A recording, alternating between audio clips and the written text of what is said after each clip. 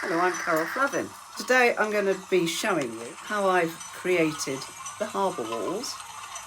So I hope you enjoy it, and I'm loving doing this. I'm going to start by talking you through what I use for the harbour walls and how I deal with them. This is a broken one. Unfortunately, I thought I had enough, but during the move something happened and the box of harbour walls, I found most of the ones in the bottom were broken like this one is. I buy them off eBay. If you look, there's a really good texture to them. That is unpainted. This one has been partly painted. So I've put a darker grey on it and a lighter grey, and I'm going to do a darker wash on that one next. This one is done. What you can see here is a set of steps. There's a piling, a wooden piling there, and at the top there's a bollard. So the steps go up, and there's another bollard there. There's two more behind that I've also prepared. That one has a ladder on it, as well as the bollard and the pilings, as does that one. Now you'll notice at the bottom I've made it look wet and green and slimy.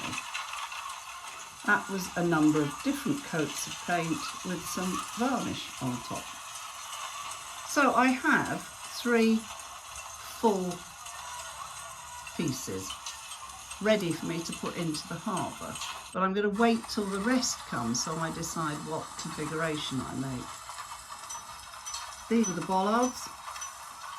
I bought them 3D printed off eBay again some ladders.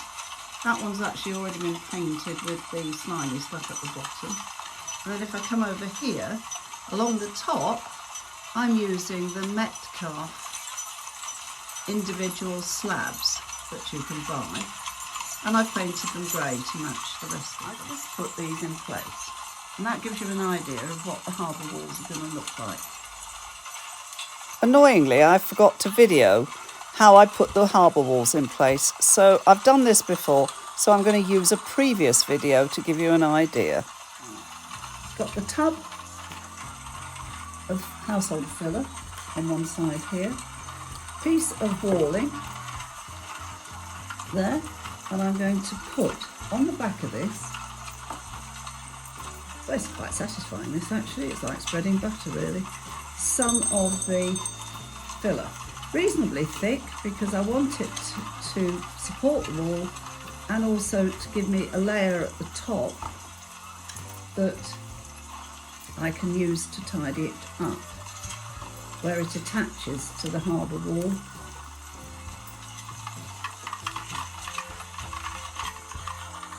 Should do it. Need a piece along the edges, each of the edges where they're going to be attached to other ones. Try and keep it clean, just because I don't want to have to paint too much of it up really. There we go. That then is the piece of walling. That is the filler on it. Make sure that the tide line is at the bottom. Push it into place there. Now, I normally wear gloves when I'm doing this, but I found when I tried to do it that the gloves actually get in the way, so I've just taken them off for now. Otherwise, it can make your fingers a bit itchy, to be honest, if you use this stuff a lot. Well, it can mine anyway. So, there we go. Reasonably tidy along the top. Wet cloth, very, very grubby wet cloth, which allows me to wipe the worst or the excess amount off. It won't matter too much because this is just grey paint, and along with everything else I will just paint it so that you can't see it anymore. Tidy there. Now the pointy tool I mentioned, this one, allows me just to go into corners like this, tidy it up slightly,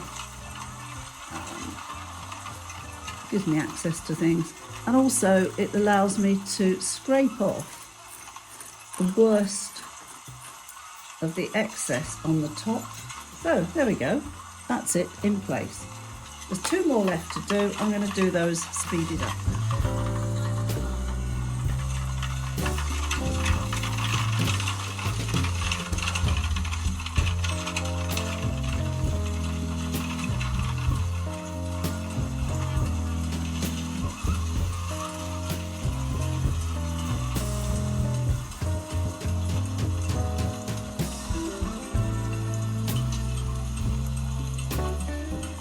This is the state of my workbench after I put the harbour walls in place.